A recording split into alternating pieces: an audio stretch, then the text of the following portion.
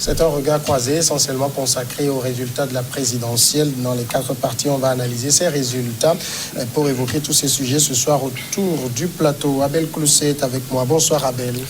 Bonsoir Samuel, bonsoir aux téléspectateurs de New World Info, bonsoir également aux camarades, aux collègues invités. Et bon retour, hein? Ça fait un bail. Oui, ça fait plusieurs mois. Je suis ravi de vous retrouver. Abel Clousset est juriste et président de CAGE.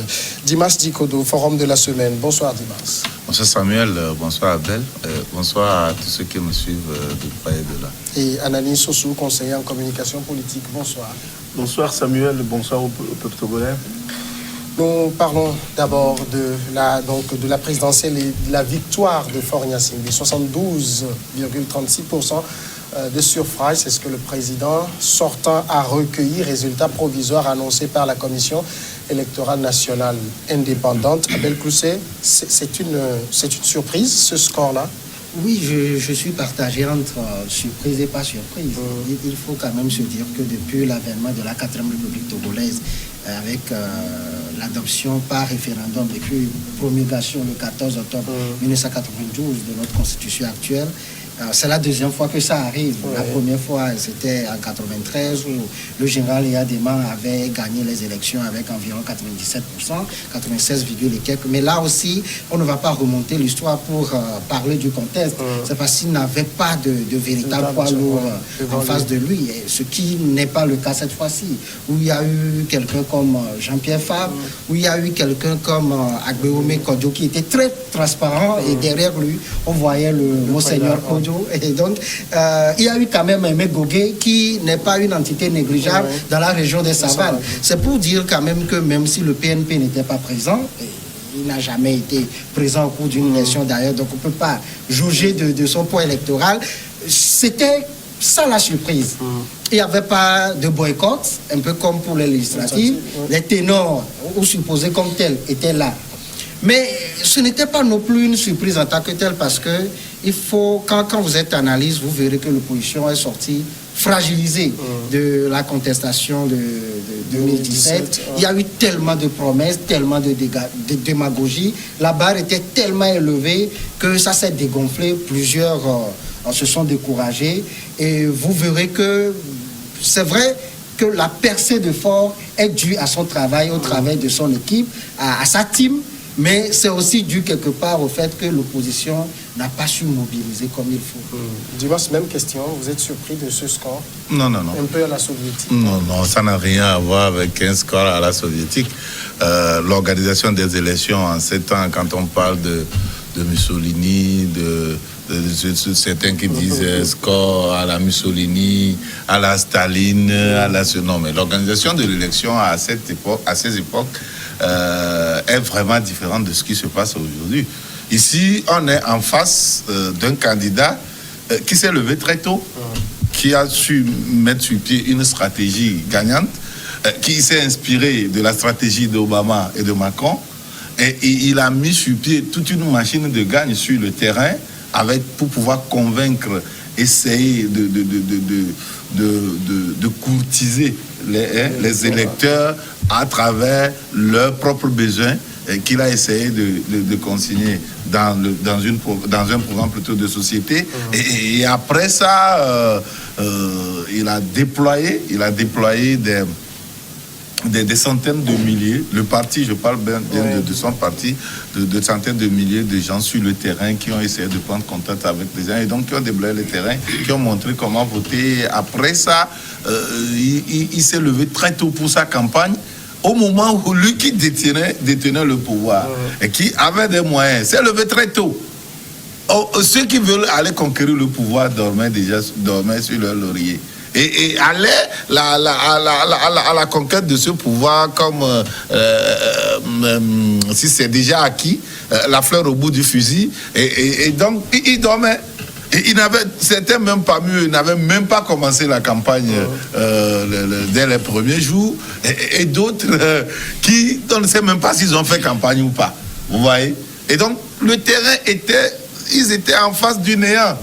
Et donc, ils ont su conquérir le cœur des électeurs, surtout par le fait que les cadres du parti qui sont natifs des milieux précis sont retournés dans leur milieu pour parler, discuter, échanger avec leurs parents. On a vu ça n'a pas marché à certains endroits simplement parce que ce n'est pas des cadres qui étaient déjà présents. Et ils ne venaient pas assez, ils n'en faisaient pas assez. Mais pour ceux qui faisaient déjà assez pour leur milieu, on a vu qu'ils ont trouvé un bon réceptacle et que leur message a été bien reçu. Et on a vu ça dans les résultats. Et donc, il n'y a rien d'extraordinaire. Face à Uni, il y avait du néant. C'est ce qui justifie ce score. Anani Sossou, Ford Yassingbe aurait fait 51%, 52%, 60%. Bon, on aurait compris. 72% quand même.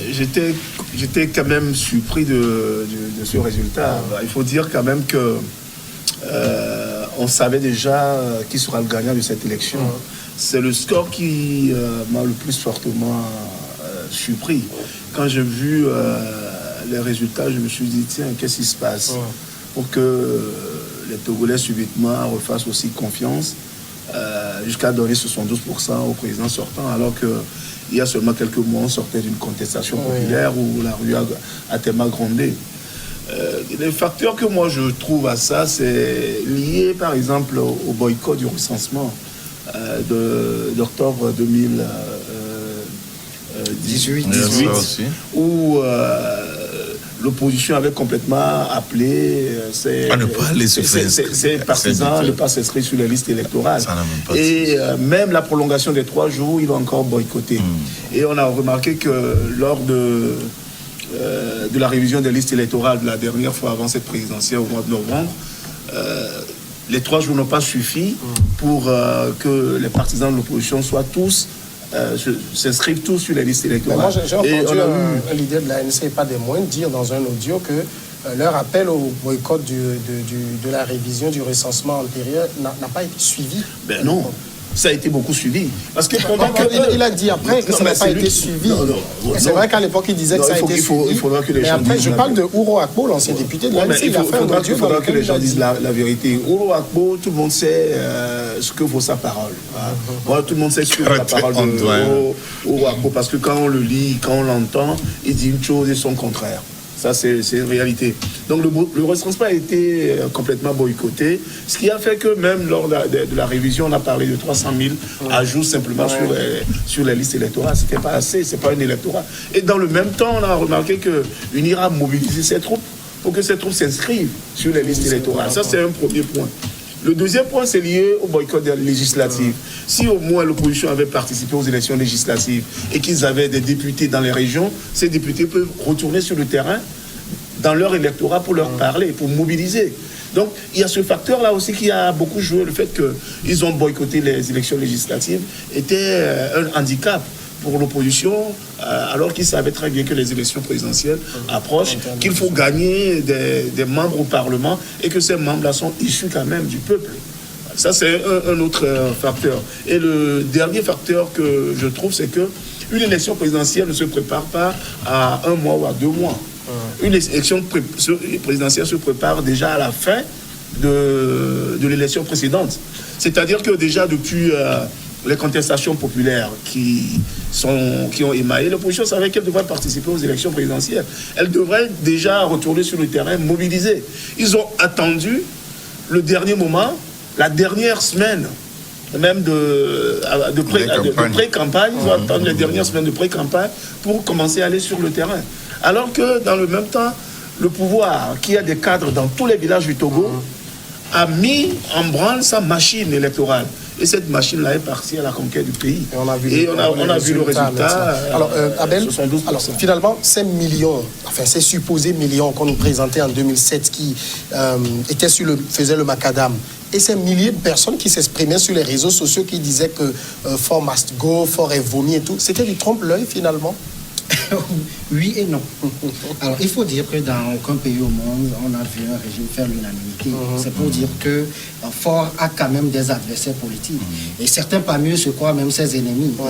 Donc, il a quand même des adversaires politiques. Donc, oui, ce n'était pas du trompe-l'œil. Il y en a qui sont mécontents de la gouvernance de Faure Gnassingbé. Il y en a même qui lui en veulent uniquement à cause de son patronyme, parce qu'il est un Gnassingbé, donc on lui en veut pour ça. Mais quelque part, non, parce que il y a plusieurs qui font ces choses-là, mais ne participent pas aux élections. Parce que soit ils sont pessimistes, ils se disent que voilà, les élections, Jérôme Sossou disait, on connaît déjà... qu'on connaît déjà le vainqueur. Donc, c'est un facteur démobilisateur. Et donc, il y en a qui ne vont pas voter parce qu'ils se disent qu'on connaît déjà le vainqueur. Et puis, il y a également une bonne partie, quoi qu'on dise, qui n'a pas sa carte d'électeur. Il y en a qui ont suivi quand même l'appel. Vous savez, à l'intérieur du pays, c'est vrai que les gens suivent moins l'opposition, mais à Lomé, plusieurs suivent l'appel de l'opposition. Qui constitue d'ailleurs leur fief. Effectivement. Et quand vous voyez les résultats, vous verrez que presque à chaque fois, à Lomé, comme dans la région maritime, cette fois-ci, une île va à certains lieux, à certains milieux jusqu'à 50%, près de 50%. C'est quelque part parce que l'opposition n'a pas su mobiliser comme il faut. Prenez, les chiffres ne mentent pas comme on dit. L'ANC, aujourd'hui, c'est environ 400 000 électeurs. Alors que quand vous voyez les élections précédentes, l'ANC côtoie 700... L'ANC a fait hier, c'était 100 000 et quelques. C'est Lomé qui a fait 400 000. 400, voilà, 100 000 et quelques, alors que l'ANC montait jusqu'à 500, 600, voilà, 700. Et vous verrez même que ce que nous disons, ce n'est pas seulement que le prélat et son candidat ont pris les voix qui doivent venir à l'ANC. Quand vous additionnez tout ça, ça n'était pas ce que Jésus-Christ avait, ce que Bob Akitani a eu et même ce que Fabre a eu. C'est pour dire que quelque part, l'opposition a perdu énormément de la contestation de 2017, surtout des promesses non tenues. Quand vous dites qu'il n'y aura pas des élections législatives, qu'il n'y aura pas, il y aura de l'ouragan. Je vous interromps juste un moment, le temps d'aller à la première courte pause et on revient après.